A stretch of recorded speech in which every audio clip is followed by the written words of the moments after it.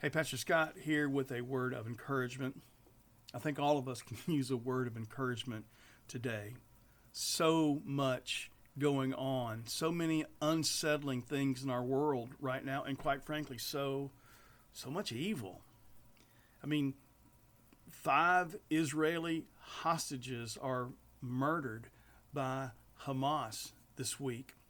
A 14-year-old kid goes into Appalachia High School and murders 4 people and wounds many more. And then, of course, always before us is this deep divide in our country that is just being accentuated by this election cycle. You know, sometimes it just feels too much. And we wonder if things will ever return to normal and whatever that is. Or are we on a trajectory that continues to feel more and more helpless and hopeless? There's a great account in 2 Chronicles chapter 20 in the Old Testament. Israel and King Jehoshaphat, they get reports that the Ammonites and the Moabites and the Menuhites, that they are coming across the Dead Sea for them. And they are overwhelmed by the size and the might of this army. And we read this in the 4th verse of that 2 Chronicles chapter 20. The people of Judah came together to seek help from the Lord. Indeed, they came from every town in Judah to seek him. And then we're told that King Jehoshaphat, he prayed. In verse 6, he prays, "Power and might are in your hand, and no one can withstand you."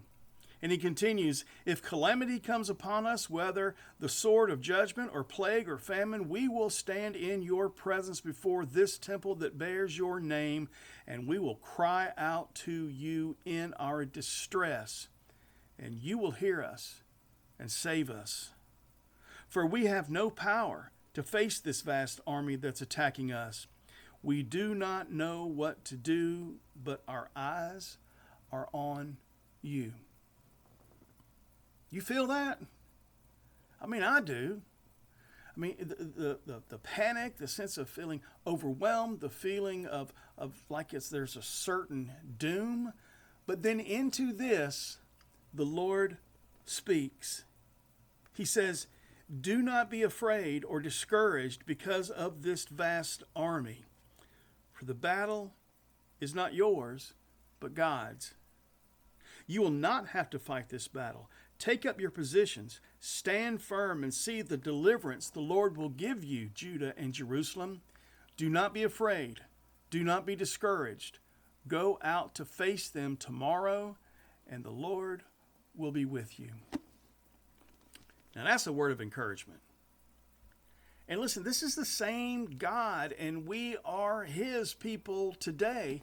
And he says the battle isn't ours to fight. It's his to fight.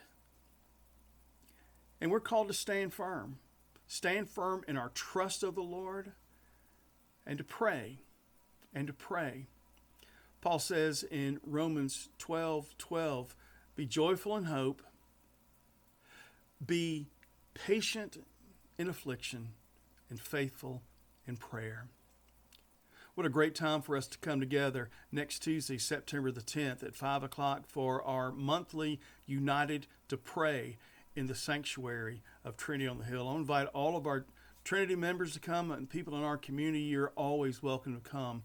And let us stand firm in our trust in the Lord. And during these times of distress and feeling overwhelmed, let's pray. Let's pray, because I think then we'll really be encouraged.